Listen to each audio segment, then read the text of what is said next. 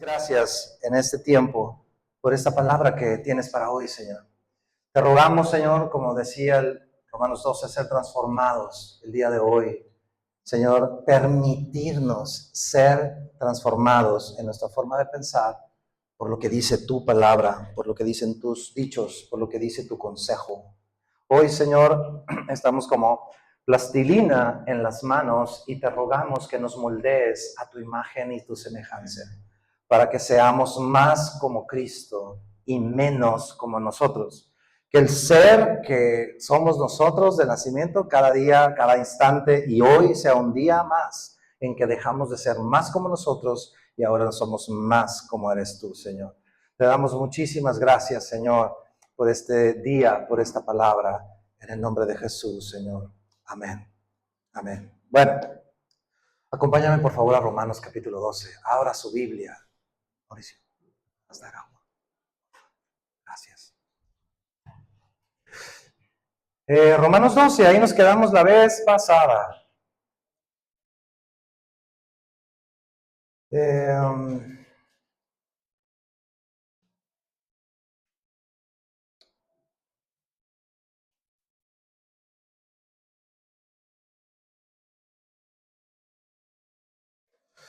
Listo, Romanos 12.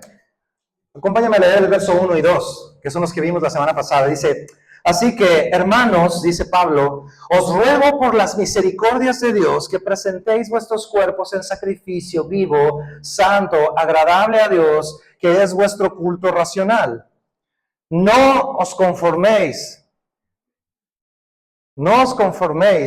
gracias, a este siglo, sino transformaos por medio de la renovación de vuestro entendimiento, para que comprobéis cuál sea la buena voluntad de Dios, agradable y perfecta.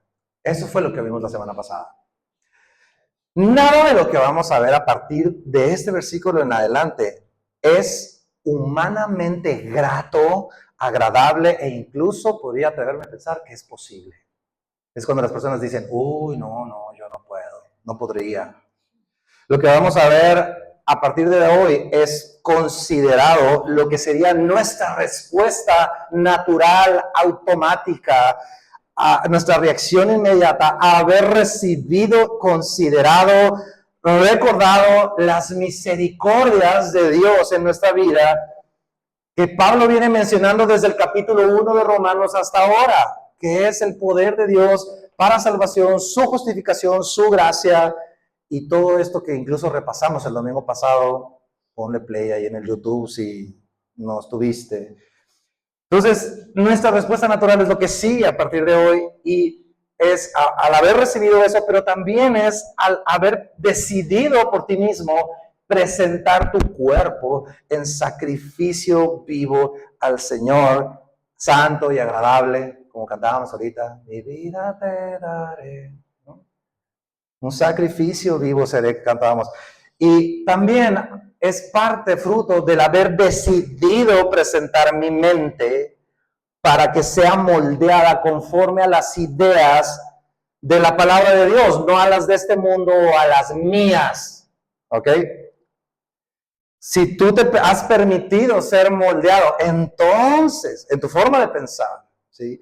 Y ser transformado de acuerdo a lo que Dios opina, no a lo que tú y yo opinamos, o lo que nos dice ahí el internet y las noticias. ¿Ok?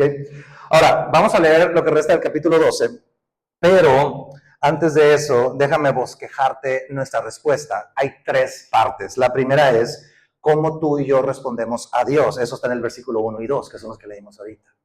Tu respuesta a Dios, ¿cuál es? Pues entregarte en sacrificio vivo. Número 2, mi respuesta para con mis hermanos en la fe. Eso es del versículo 3 al versículo 13, ¿ok? Ahí en tu Biblia. Y número 3 es mi respuesta para con el mundo en general e incluso mis enemigos. Eso es del versículo 14 al versículo 21. Entonces, estamos ahí en Romanos 12, vamos a leer desde el versículo 3. Dice, digo pues, por la gracia que me es dada, a cada cual que está entre vosotros, que no tenga más alto concepto de sí que el que debe tener, sino que piense de sí con cordura, conforme a la medida de la fe que Dios repartió a cada uno. Porque de la manera en que en un cuerpo tenemos muchos miembros, pero no todos los miembros tienen la misma función, así nosotros, siendo muchos, somos un cuerpo en Cristo y todos miembros los unos de los otros. De manera que, teniendo diferentes dones según la gracia que nos es dada, si el de profecía, úsese conforme a la medida de la fe, o si de servicio en servir, o el que enseña en la enseñanza, el que exhorta en la exhortación, el que reparte con liberalidad, el que preside con solicitud, el que hace misericordia con alegría. El amor sea sin fingimiento, aborreced lo malo, seguid lo bueno, amaos los unos a los otros con amor fraternal. En cuanto a honra, prefiriéndoos los unos a los otros. En lo que requiere diligencia, no perezosos, fervientes en espíritu, sirviendo al Señor, gozosos en la esperanza, sufridos en la tribulación, constantes en la oración. Ahí tienes tu frase para el Instagram. 13. Compartiendo para las necesidades de los santos, practicando la hospitalidad. Bendecid a los que os persiguen, bendecid y no maldigáis. Gozaos con los que se gozan, llorad con los que lloran, unánimes entre vosotros, no altivos, sino asociándoos con los humildes. No seáis sabios en vuestra propia opinión, no paguéis a nadie mal por mal, procurad lo bueno delante de todos los hombres. Si es posible, en cuanto dependa de vosotros, estad en paz con todos los hombres. No os venguéis vosotros mismos, amados míos, sino dejad lugar a la ira de Dios, porque escrito está, mía es la venganza, yo pagaré, dice el Señor. Así que, si tu enemigo tuviere hambre, dale de comer, si tuviere sed, dale de beber, pues haciendo esto, ascuas de fuego amontonará sobre su cabeza. No seas vencido de lo malo, sino vence con el bien el mal. Número 1, ya vimos el domingo pasado mi respuesta a Dios, versos 1 y 2, ¿ok? Ahora, vamos a ver nuestra respuesta para con los hermanos en la fe, que es del versículo 3 en adelante. Pero antes de entrar a desmenuzar, destripar el versículo 3, déjame decirte dos cosas bien importantes. La primera de ellas es que quisiera que notáramos, acompáñame a notar la importancia de Dios para nuestro trato que nos damos entre hermanos de la fe. Dios no nos va a estar hablando de lo que hacemos con otras personas, que no sea yo, mi esposa, mis hijos. No, Dios hace una distinción bien importante entre cómo nos tratamos entre hermanos, tú y yo, que somos de la fe, y el prójimo que no es de la fe. O las personas que no son de la fe. Entre los que son creyentes, vaya, en Cristo, y los que no son creyentes. Entre los que estamos aquí en tu iglesia y los que están allá, tal vez en tu trabajo, en tu casa, en tu colonia, tus vecinos, no lo sé. Tu familia incluso, tus familiares. ¿Cómo que hace una distinción? Sí, sí la hace. Mira, por ejemplo, dos ejemplos en la Escritura. Gálatas 6:10. Dice... Así que, si no estás ahí rápido, aquí están los versículos, ¿no? Gálatas 6:10 dice, así que, según tengamos oportunidad, hagamos bien ¿a quién? A todos. A todos. ¿Y qué más dice? Y mayormente a los de la familia de la fe. Qué interesante. O sea, a ver, ¿estamos llamados a hacer el bien a todos? Sí, sí, estamos llamados bien a todos. Pero fíjate el énfasis de la Escritura del Señor a decirnos mayormente a los de la familia de la fe. ¿Qué quiere decir eso? ¿Favoritismo? No. Dios quiere, déjame ponerlo al revés. Si tu trato, tu llevadez, tu buen talante es mucho mejor con los que no son creyentes que con los que sí son creyentes, aguas. Tiene que ser mayor, fluido, con los de la familia de la fe. Y es que me caen bien gordos. Lo siento. Primera de Juan 3:13. Primera de Juan 3, verso 14. Primera de Juan 3:14 dice, nosotros sabemos que hemos pasado de muerte a vida en que amamos a los hermanos. El que no ama a su hermano permanece en muerte. Todo aquel que aborrece a su hermano es homicida. Híjoles, no lo dije yo, lo dice la Biblia. Y sabéis que ningún homicida tiene vida eterna permanente en él. En esto hemos conocido el amor en que Él puso su vida en nosotros. También nosotros debemos poner nuestras vidas por los hermanos. Imagínate eso. Tremendo. Entonces, yo lo que te pido, volviendo a Romanos, es tengamos en cuenta en los siguientes versos que vamos a estudiar, que no es cosa ligera. No es, trátalos bien, hombre. No, o sea, Dios quiere que... no estamos hablando de cualquier gente para el Señor. ¿Por qué? Porque nos une un nuevo ADN. O sea, en ti hay un ADN que yo también comparto. Es un ADN espiritual que Dios puso cuando tú decidiste creer en Jesucristo.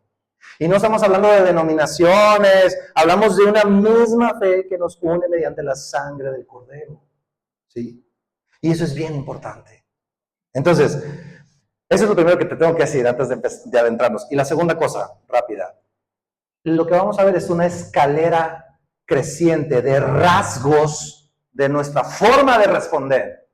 De manera que es como una escalera. Tú no puedes llegar al segundo escalón si no has pisado el primero. Y así el segundo y el tercero. No puedes decir, a ver, voy a dar un brinco al quinto escalón. No, no se puede. No se puede. Vamos al versículo 3. Dice, digo pues, por la gracia que me es dada, a cada cual que está entre vosotros, que no tenga más alto concepto de sí que el que debe tener, sino que piense de sí con cordura, conforme a la medida de la fe que Dios repartió a cada uno. Tengo preguntas de entrevistador. A ver, ¿cómo debemos pensar? Debemos pensar con cordura. Con cordura. ¿De quién está hablando Pablo? Segunda pregunta, cuando dice a cada cual. Está hablando a la iglesia, a ti y a mí, al que tienes enseguida y al otro lado, ¿no? Eso quiere decir que si yo he nacido de nuevo, esta salvación que tenemos nos va a llevar inminentemente a vivir en comunión con aquellos que también han creído. Y esto se resume en una frase muy sencilla. No hay cristianismo solitario. Es impresionante la cantidad de cristianos que, como si fuera una epidemia hoy en día, que dicen, yo amo a Cristo, pero detesto la iglesia y no voy a la iglesia y no me congrego. Es alarmante. Porque no existe el cristianismo de que yo amo a Cristo, pero detesto a los de la iglesia. No existe, es un fake. Estás viviendo un cristianismo de holograma. ¿Sí? El cristiano que dice, amo a Dios, detesto a la iglesia, sencillamente no es creyente. Y lo acabamos de ver en 1 Juan ahorita. Y si resumimos lo que está en este versículo, bajo un rasgo de carácter, es la humildad. Dios nos está llamando a ser personas humildes. El primer rasgo de una persona que ha creído verdaderamente en Jesús es que es humilde. Mi relación contigo, con la relación que tengo con cada uno de ustedes y entre ustedes mismos, entre un creyente, es en humildad, entendiéndome como siervo en lugar de verme como Señor en la iglesia. Y esto es muy interesante porque a veces hacemos eso. Yo he hecho esto en la iglesia. Llegar como Señor y órale, sí, todo el mundo y no sé qué. Y llegar con una actitud de Señor en lugar de servir, de servidumbre. Esperando que me sirvan, esperando que me den. Claro, y mira, tú y yo sí podemos, sí tenemos que esperar recibir algo en la iglesia, por supuesto. Pero debemos entender que lo que vamos a recibir en la iglesia es bajo los criterios que dice en la Escritura. No lo que a mí se me ocurre o bajo mis estándares. Es que en la iglesia me deben de dar café y rosca. Me tienen que dar café y rosca. No es cierto. Tenemos que dar la palabra, eso sí. Eso sí. Pero a veces tratamos a las iglesias como si fueran McDonald's. ¿Sí? Vamos a la iglesia que nos dé la mejor cajita feliz de domingo. ¿No? Ay, es que acá me dan esto, y acá me dan, y me dan, y me dan, y me dan, y me dan, y me dan, y me dan, y me dan. Y mira, digo, uno hace o sea, se hace un esfuerzo impresionante. Me acuerdo a ver en una ocasión estar preparando iba a haber un evento de tono familiar. Y no se imaginan el estrés que nos produjo a mi esposa y a mí. Tener que cuidar así todas las entregas, todo lo que íbamos a hacer a la perfección. porque podía haber personas que al no recibir un detalle en ese evento especial, corrían el riesgo de que se molestaran y se fueran de la iglesia. Hazme el favor. Entonces, de repente podemos tomar una actitud así, de señor en lugar de siervo, de humildad. Y claro, tú debes esperar que al menos, y esto se lo deben de saber los chicos, los jóvenes de Semilla, lo que dice en Hechos 2:42. Eso es lo que debes de esperar, de acuerdo a la escritura de la iglesia. ¿Qué dice Hechos 2:42? Que los discípulos eran edificados en la palabra, edificados en la oración, había comunión unos con otros y compartían el pan para empezar y para terminar. Lo demás es añadidura. ¿Sí? Es añadidura, es añadidura. Y cuando tú y yo miramos hacia la iglesia, debíamos enfocarnos en estas cosas primariamente. Y digo, qué padre, ahorita por ejemplo hicimos un esfuerzo y les dimos a todos los padres de familia y preparamos ahí unas adicionales, son unas camisas, pero debemos venir buscando los criterios correctos a la escritura.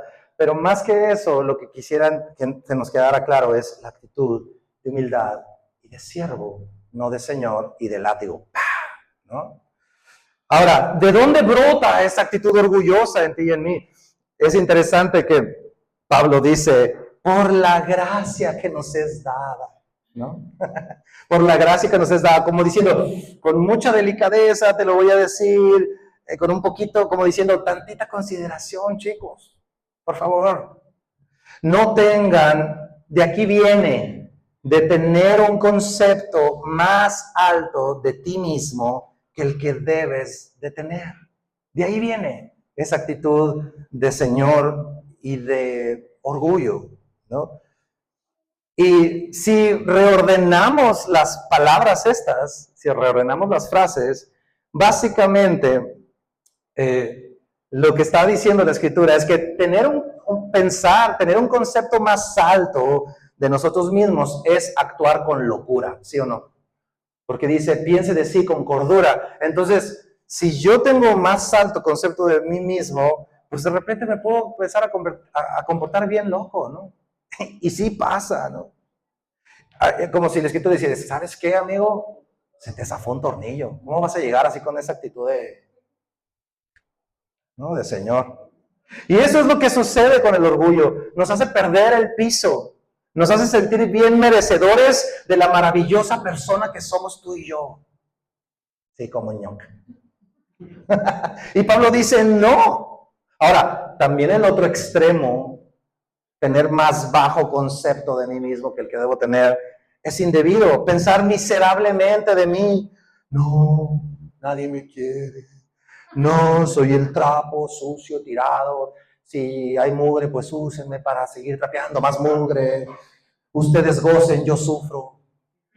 ¿Sí? O sea, no. Entonces, ¿cómo podemos desarrollar la perspectiva correcta? ¿Cómo pudiéramos desarrollar la perspectiva correcta? Pablo da la respuesta aquí en el versículo. Dice, conforme a la medida de la fe que Dios repartió. Mira, Dios ha repartido el mismo mensaje para todos. Y ese evangelio es el mismo que produce una fe para salvación en cada uno de nosotros. Es el mismo mensaje, pero todos vamos teniendo un nivel distinto de comprensión. Ese nivel es personal. Digamos, son los 20 que te van cayendo, que Dios te va permitiendo experimentar. Unos van más para allá, otros para acá. Si nos pusiéramos así como un ecualizador, veríamos así. Esa es la medida de la fe, pero es el mismo mensaje. Ahora, yo te pongo un ejemplo. Por ejemplo, ¿qué dice este mensaje del Evangelio?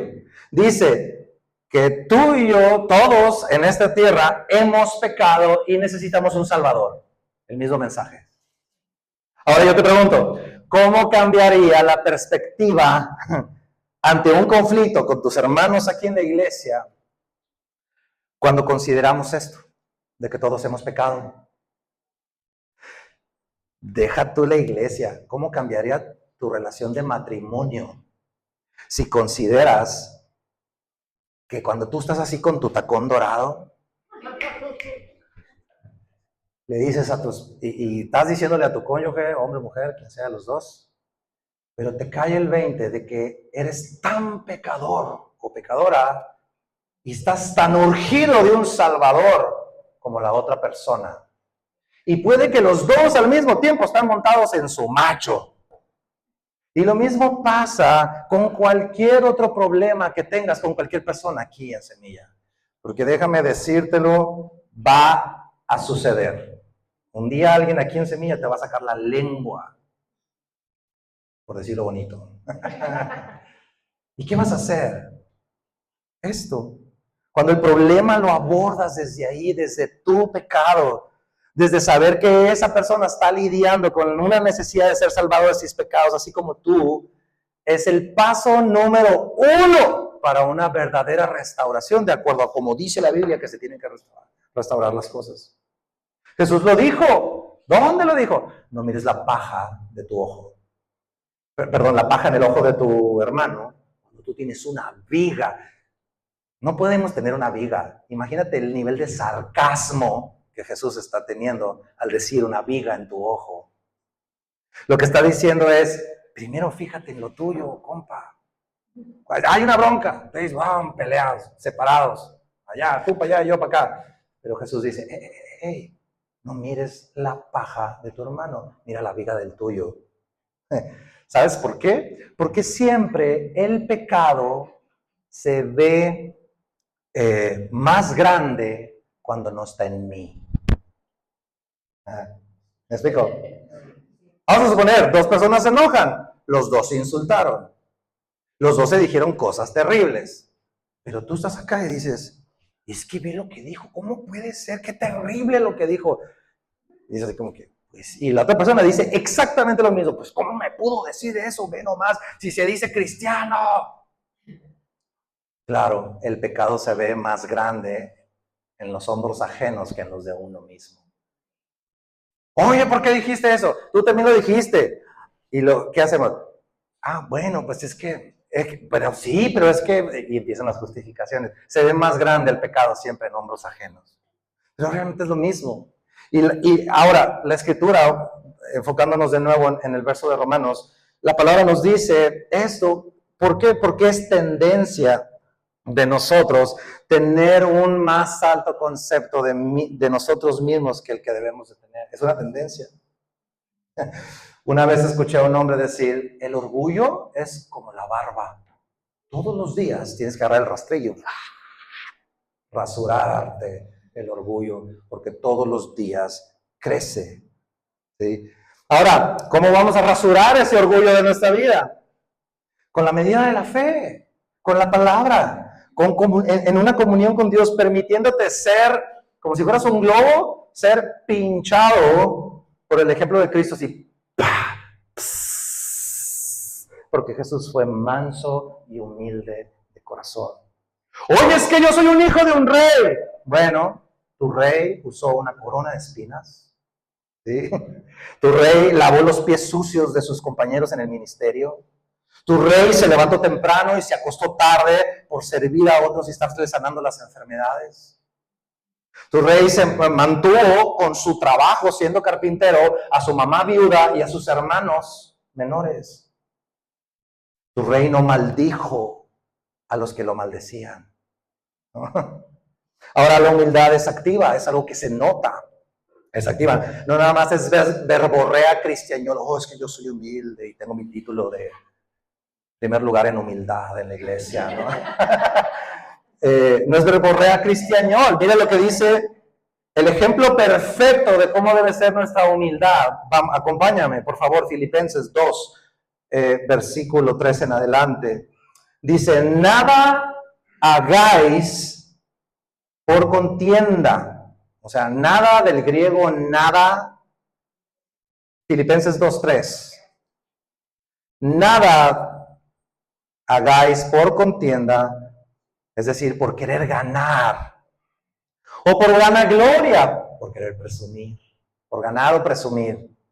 Antes bien, como dice, ¿con qué? Con humildad. Y aquí vienen, ojo, los rasgos de una humildad correcta. Va. Con humildad dice, estimando cada uno a los demás como superiores a él mismo. Dice, estimando a los demás como superior. Chicos, humildad no es pensar pobremente de mí. Ay, sí, me voy a hacer menos. No, es pensar ricamente de otros. ¿Sí? Valorar a otros. O sea, no me hago humilde echándome tierra yo, haciéndome menos yo, sino engrandeciendo a otros. Esa es estimando a los demás como superiores a él mismo. Verso 4. No mirando cada uno por lo suyo propio, ahí está otro rasgo, sino cada cual también por lo de otros, lo suyo propio de mí mismo. O sea, es ensimismamiento. ¿Te ha pasado que te ensimismas? Y estás así, unos amigos dicen encaracolado así, enrollado en... ¿Qué te ha pasado? O sea, es que yo, porque para mí, donde yo... O sea, estás ensimismado. Y nos aislamos del mundo porque es que nadie sufre como yo sufro. Es que tú no me entiendes. Los que están en Navegantes dice que no os ha sobrevenido ninguna tentación que no sea humana. Es decir, todos han pasado por lo que estás pasando, amigo. No te sientas tan special, Kay. Sí, lo que tú estás pasando, ya lo pasaron 300,000 billones de personas más. ¿Quieres ser libre del orgullo? Ahí te va, receta infalible. Y es de un solo paso. Paso número 1 y único. Enfócate en las necesidades de otro. Listo. ¿Por qué? Ay, ¿a poco sí? Sí, verás, porque de repente estamos encaracolados en nosotros mismos y creemos que nuestro problema es más grande que ninguno otro en este planeta. Por favor, ve a ver las necesidades. Ve a orar a un hospital por los que están en el primer, segundo piso ahí, para que veas la clase de enfermedad que hay. Es tremendo. Verso 5 de Filipenses. Haya pues en vosotros este sentir que hubo también en Cristo Jesús, el cual, siendo en forma de Dios, fíjate, esto está grueso, siendo en forma de Dios, no estimó el ser igual a Dios como cosa a que aferrarse. El mejor ejemplo de no tener un concepto más alto de sí mismo es este. Porque Jesús dice, no estimó, o sea, no valoró más allá el hecho de que ya era hijo de Dios. O sea, no hay nada más arriba, ¿no? Porque yo soy Dios. Pero Jesús no se aferró a eso. No se aferró a eso. Y Jesús está diciendo, si yo lo hice así, pues ¿quién eres tú para no estar aferrado ahí a tus títulos? Y esa es la pregunta. Y Jesús, siendo Dios, se rebajó. Hoy en día lavar los pies no es tan significativo.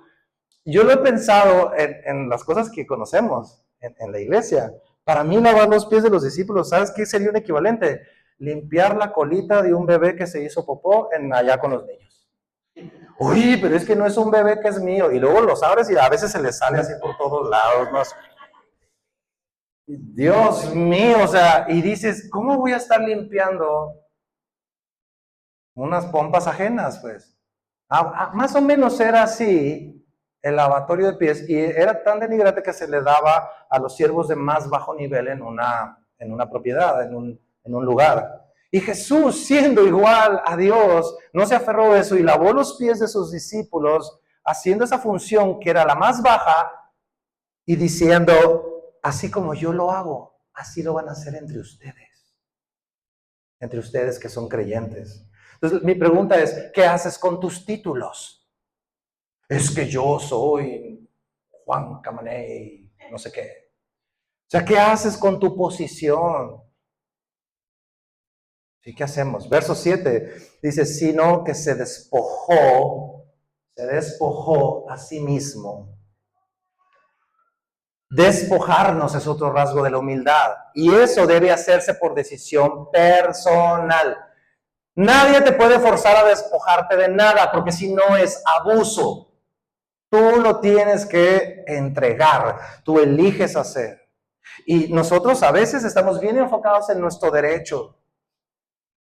Es que es mi derecho, y sobre todo cuando estamos bien cansados. Es que he trabajado todo el día, no sé qué, y es mi derecho llegar y tirarme y prender la tele y que nadie me diga nada porque no quiero mover un solo pelo en todo el día. ¿Es tu derecho? Sí, sí es mi derecho. Bueno, ¿y quién te dio el derecho de tener una familia feliz? Tienes derecho también de hijos que te esperan y te aman y te abrazan y quieren platicar contigo. Tienes derecho también a tener una esposa que te soporta así como eres. ¿Sí? Eso es gracia que Dios te da. Y esa gracia, por esa gracia recibida, es que a pesar de que uno llega arrastrando la espada del día de trabajo, llegas y dices, amo mi familia, amo esta gracia que he recibido y la honro y aún me desvivo un poquito más, aunque esté bombísimo del día, porque estoy llamado a servir, a ser humilde, ¿sí? Y dice, continúa el versículo, tomando forma de siervo, hecho semejante a los hombres y estando en la condición de hombre, se humilló a sí mismo, haciéndose obediente hasta la muerte y muerte de cruz. La humildad no sirve si otros te humillan. Yo me tengo que humillar. ¿Ok? Ahora volvamos a Romanos, por favor, verso 4 de Romanos 12, dice, porque de la manera, y aquí ya viene, el primer escalón es humildad, segundo escalón, unidad. Verso 4, porque de la manera en que un cuerpo tenemos muchos miembros, pero no todos los miembros tienen la misma función, así nosotros, siendo muchos, somos un cuerpo en Cristo y todos miembros unos de los otros. Una persona que es humilde es una persona que va a poder vivir en unidad con otros. Una persona que no es humilde, se le va a complicar unirse con otros. ¿Estamos de acuerdo? Porque una persona que no es humilde demanda que los otros es que tienen que ser como yo quiero, lo que yo espero, lo que yo. ¿Sí? No hay humildad, pero si hay humildad, hay unidad. Es que tú eres verde y yo soy azul. Somos compas. ¿Sí? La vida en humildad me va a llevar a vivir en esa unidad con otros, aunque sean distintos a mí. Gloria a Dios por las diferencias, qué padre. Que a ti te guste el highball en lugar del béisbol o el fútbol en lugar del americano y el americano en lugar del tenis y lo que tú quieras. Es que a mí me gusta el suadero picado, no, a mí me gusta entero el trozote. Pues tú comete uno y yo me como el otro así entero, pues, y gloria a Dios, salud, y chocas el taco. Gloria a Dios por las diferencias. Ahora, Pablo usa un ejemplo bien ilustrativo del cuerpo relacionado con partes y miembros del cuerpo, y es totalmente afín a esta idea. Porque imagínate que un día la oreja, te acuestas a dormir en la noche y en la mañana que te levantas al espejo, te ves al espejo porque no tienes una oreja. Y de repente te enteras que la oreja en la noche dijo, ¿sabes qué? Me cae gordo cómo late este corazón, me voy a desprender de este cuerpo, bye. Es algo que incluso hasta risa nos da porque no es saludable eso. ¿Cómo vas a despertar un día sin oreja? Entonces, siguiendo esa misma línea, este mismo ejemplo, Dios espera que aprendas tú y yo a tener relaciones constantes y permanentes de largo plazo en la iglesia. Ojo con eso que estoy diciendo. Porque a veces conocemos creyentes que han andado de brinco en brinco, en brinco, en brinco, en brinco en una iglesia a otra y a otra y a otra y a otra. Y mira, lo digo con mucho cuidado por lo siguiente, porque si Dios te guía en que en el lugar donde estás terminó tu tiempo allí, ok, gloria a Dios, toma el camino que el Señor te está mostrando, porque tú debes de seguir la voz de tu buen pastor. ¿Sí? Él es el buen pastor, no yo. Si yo soy tu pastor, todo te faltará. ¿Sí? Pero Él es tu buen pastor. ¿Ok? Entonces, pero que sea Dios, no tu orgullo disfrazado de piedad. ¿Ok? Pero sin duda, así como una oreja no se separa del cuerpo, como lo que vimos ahorita, nosotros estamos llamados a sostener relaciones de largo plazo en el cuerpo de Cristo. A los chicos que están, que me ayudan semana a semana, yo les he dicho, yo estoy considerando que vamos a ser amigos de aquí hasta que tú me vas a enterrar a mí. ¿Sí? Y en la iglesia local no es tan saludable que tú andes dando brincos cada año de iglesia.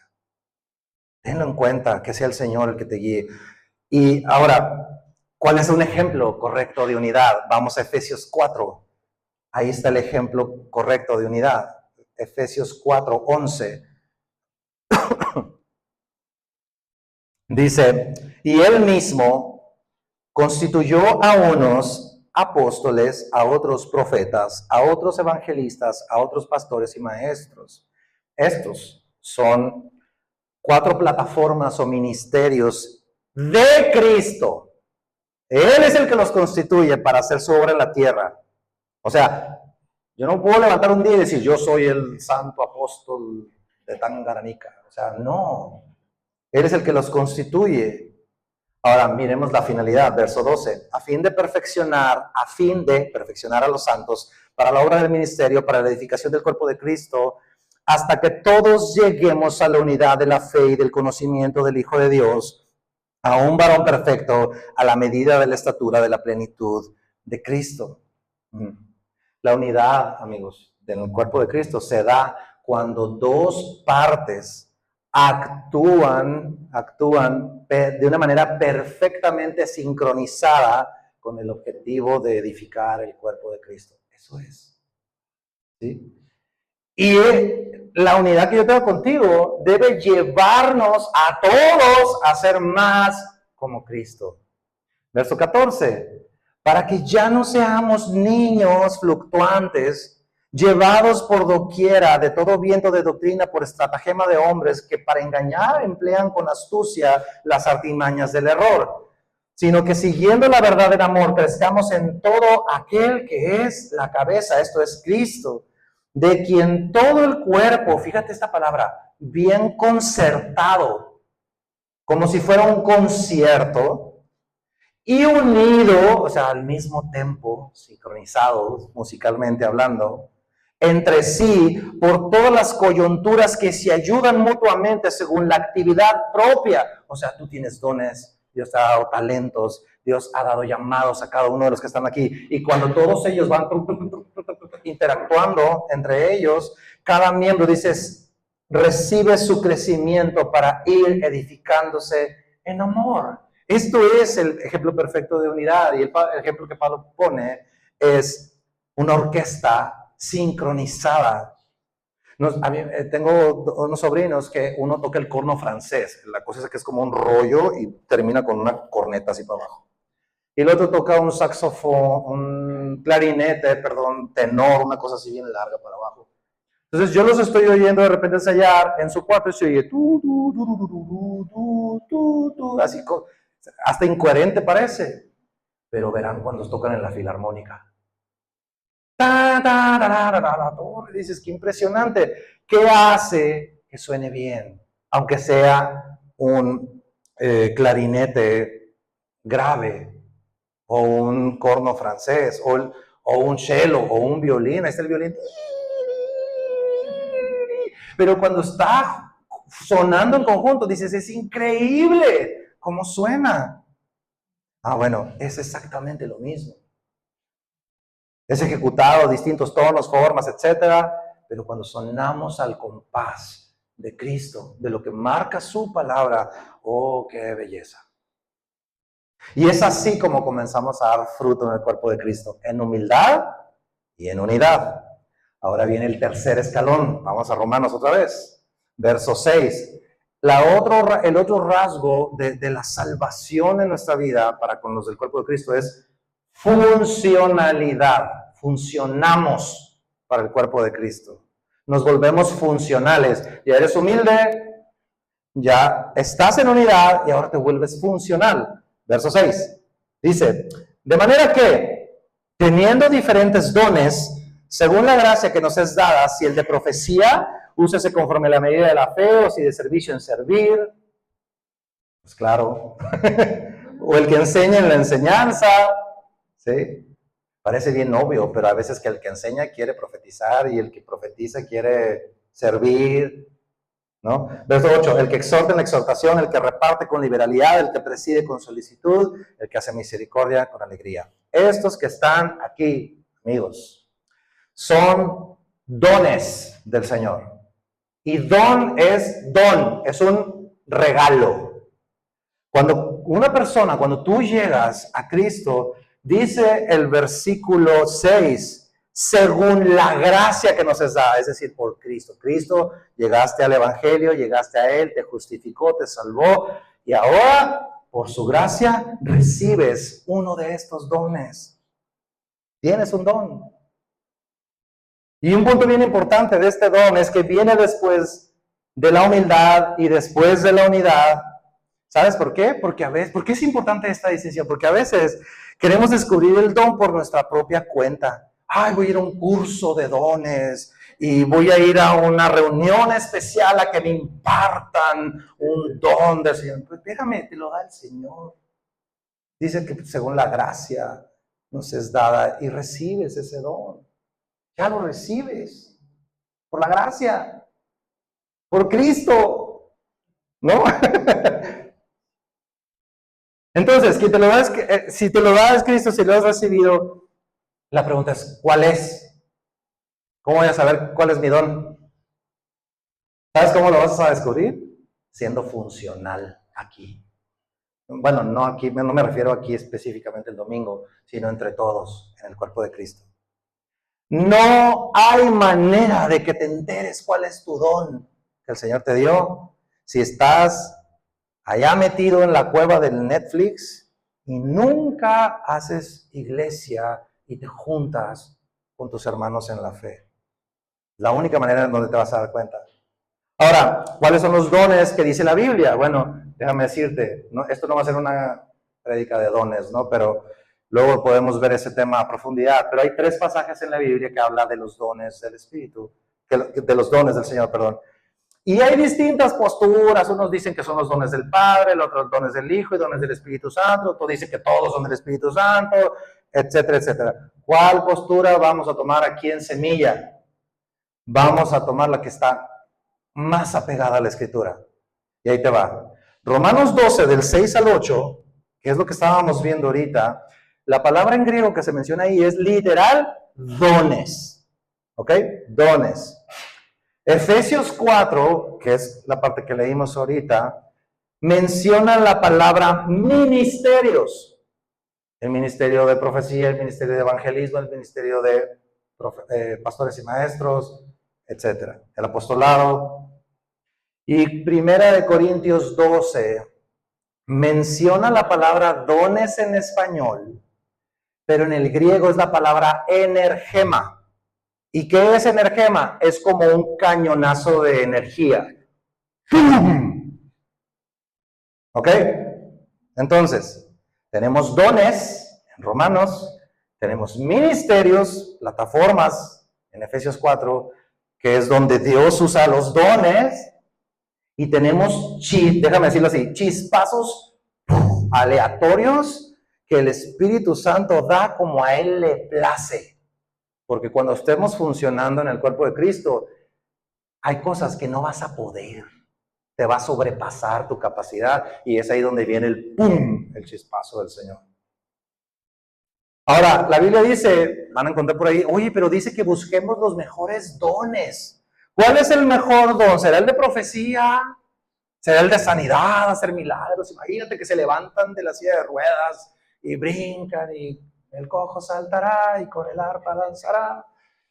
¡Wow! ¿Sabes? Comparar los dones de esa manera es como preguntarle a un cirujano cuál es su mejor herramienta. ¿Cuál es la mejor herramienta del cirujano? Pues, ¿qué me dices? Pues depende. Exactamente. Hay veces que el bisturí va a ser lo mejor. Hay veces que unas de esas pinzas que abren es la mejor herramienta. Hay veces que el desfibrilador, así, para revivir a alguien va a ser la mejor. Depende la situación. Entonces, el mejor don que tú puedes procurar, ¿cuál es? Pues depende de lo que el Señor te mandó a hacer. Tan simple como eso. Por ejemplo, hay una reunión de evangelismo. Es solo un ejemplo. Y de repente queremos hacer cosas que no van en una reunión de evangelismo. No hace match. ¿Qué hace match ahí? El don de misericordia. Llorar con el que llora. Abrazar. Sí, tal vez. No sé, es solo un ejemplo. Ahora, ¿son los únicos dones estos? ¿De estas 3 citas? Mira, déjame decirlo así. Dios es soberano y puede hacer lo que se le dé la gana. Pero son los dones que Dios decidió revelarnos a nosotros. ¿Sí? ¿Ok? Entonces, vamos a verlos. ¿En qué estábamos? Verso 6. Rápidamente, un repasito. Dice el de profecía, el don de profecía. Dice, úsese conforme a la medida de la fe. La medida de la fe ya sabemos que es la palabra de Dios. La profecía, amigos, es hablar de parte de Dios. Eso es. ¿Y qué vamos a hablar si no es lo que está escrito? ¿Sí? Un predicador, o sea, es más, tú, cuando le estás compartiendo el evangelio a alguien más, estás profetizando, porque bueno, si es que le estás hablando del evangelio, ¿no? De lo que dice la palabra, porque esto que estoy haciendo yo ahorita es profecía, es estar hablando lo que Dios dice y yo lo estoy repitiendo. Hemos creído que la profecía es, oh sí, el Señor me mostró que tú eres para ella y ella es para ti y los vi en su luna de miel. Eso, espérame, o sea, qué bueno que Dios te lo mostró, deja que me lo muestre a mí y a ver si me gusta la chica esa, ¿no? ¿Sí me explico? Pero de repente la profecía se abusa de ello de esta manera y es muy delicado. La palabra profética más segura, dice la Escritura, es la palabra de Dios. Punto. Don de servicio, dice el de servicio en servir. ¿Qué es esto? Es gente que tiene una actitud, una disposición, una disponibilidad en servir en lo que sea. Barrer, recortar, acomodar, limpiar, repartir cosas, etc. Pero no nada más tiene la actitud, sino también tiene la disposición. Y no nada más la disposición, tiene la disponibilidad. Porque de repente hay gente que tiene una increíble actitud para servir, pero nunca pueden. Hoy, mañana, híjole, es que no puedo. Y pasado mañana, uy, no, tampoco puedo. Bueno, pues. Pero esas personas que tienen ese don, que siempre andan como caballitos de batalla. El don de la enseñanza, dice aquí el verso que vimos. ¿Qué es esto? Es el don de saberle dar sentido a las cosas, saberlo explicar. No sé si te ha pasado que de repente tienes una persona que cuando habla, dices, oye, cada vez que esa persona habla entiendo todo clarito y perfecto. O sea, capto mejor cuando esa persona me explica, ay, que cuando me explica esta otra porque no le entiendo nada, ¿no? Es el don de la enseñanza. Exhortación. Exhortar no es regañar. Punto número 1. En inglés me gusta mucho porque es la palabra encourage, que es como impulsar. El don de exhortación es cuando una persona se puede distinguir un problema, ¿sí? Lo aísla así, está pasando esto. Corrige a la persona con misericordia y verdad, ¿sí?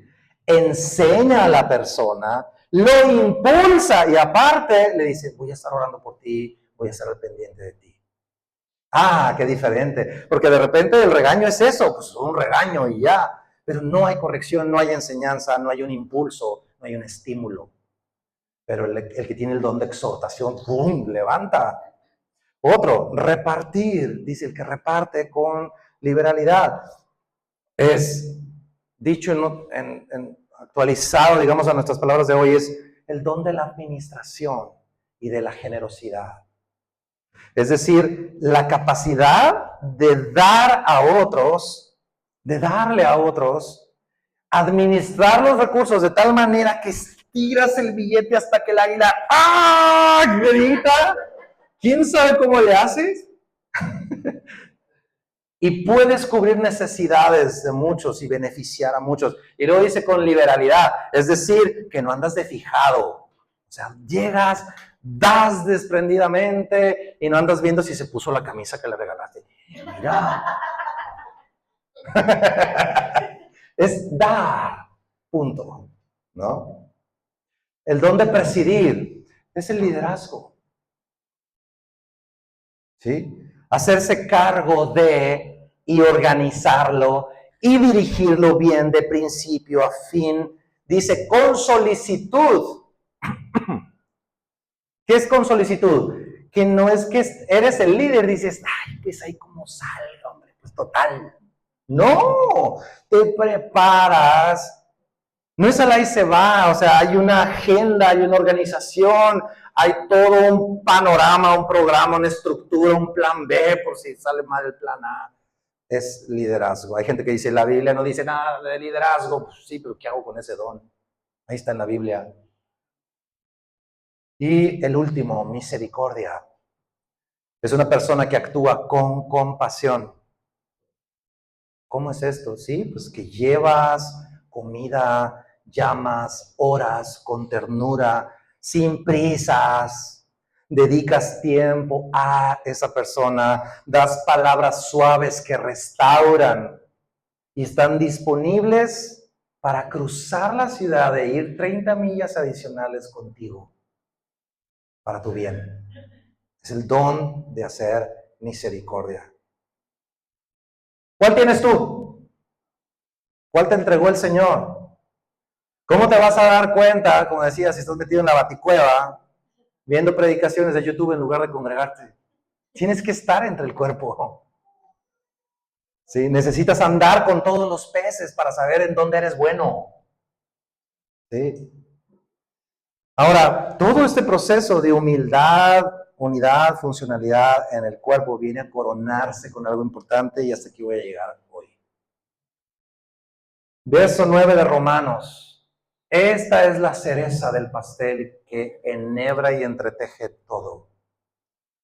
Dice, el amor sea sin fingimiento. Esto significa que el amor puede fingirse. ¿Y cómo puedo cuidar no caer en un amor fingido? ¿O cómo puedo detectar un amor fingido? Bueno, los siguientes factores te pueden ayudar a medir en ti mismo si estás haciendo amor fake. Mi esposa dice amor de cajita, de te amo, y no es cierto. ¿Sí? ¿Qué dice después? El amor se hace en fingimiento. Mira los factores. Aborreced lo malo, seguid lo bueno. El verdadero amor, no fingido, aborrece lo malo y sigue lo bueno. Dice, amaos los unos a los otros con amor fraternal. Es que yo soy así, bronco, y lo que tú quieras. Cuate, tenemos otro ADN ya de Cristo. Hay que tratarnos bien, con amor fraternal. Tenemos que ser como el Vicks Vaporub, el apapacho que alivia. Sí. Y no quería que les diera risa. Es que saben que la cultura del cielo es la que tenemos que tener aquí nosotros, aquí en Semilla y a donde sea que el Señor te lleve. Tienes que vivir así, apapachando, abrazando. No estoy diciendo alcahueteando el pecado, pero tenemos que ser ágapes, muchachos, entre unos y otros. Así tiene que ser esta comunidad aquí. Dice el verso 10, continúa, en cuanto a honra, prefiriendo los unos a los otros, en lo que requiere diligencia, en donde necesita ser así, diligente, no perezoso. Ferviente en espíritu sirviendo al Señor, o como cuando dices, oh, me toca servir. Si te pasa eso, aguas. Ferviente es en llamas. ¿Sí? Verso 12, gozosos en la esperanza, sufridos en la tribulación. Sufrido significa soportar bajo peso, o sea, aguantas. Cuando alguien te da amor fingido, a la primer pesadez de cualquier situación dicen, ay, una semana que viene a ver qué pasó, ahí te cuentas. No, eres sufrido en la tribulación. Constantes en la oración como gotera. Orando, orando, orando, orando.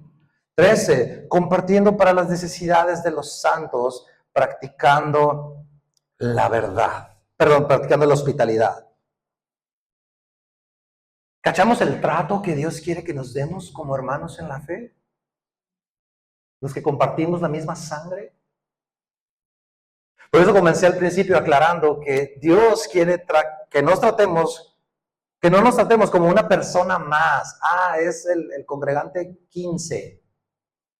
Es el congregante 28. No, tenemos que tratarnos como hermanos en la fe. Dios espera una consideración y una distinción de nosotros cuando se trata de hermanos en la fe. Entonces, cuando se acaben estas reuniones, no salgas como cohete disparado. Quédate un poquito, platica un poquito, ora por tu hermano un poco, ponte de acuerdo con él y véanse luego en un café y conózcanse un poco más. Tenemos que tratarnos como vimos hasta el día de hoy, hasta el versículo 13. La semana que viene continuamos con lo demás. Vamos a orar. Padre, te damos muchísimas gracias por este tiempo que nos das, por esta oportunidad, Señor, de ser confrontados con esto, Señor, por cómo nos tratamos como hermanos en la fe. Qué impresión, Señor. Ayúdanos, como decíamos ahorita, a no dar amor fingido, sino verdadero, Señor.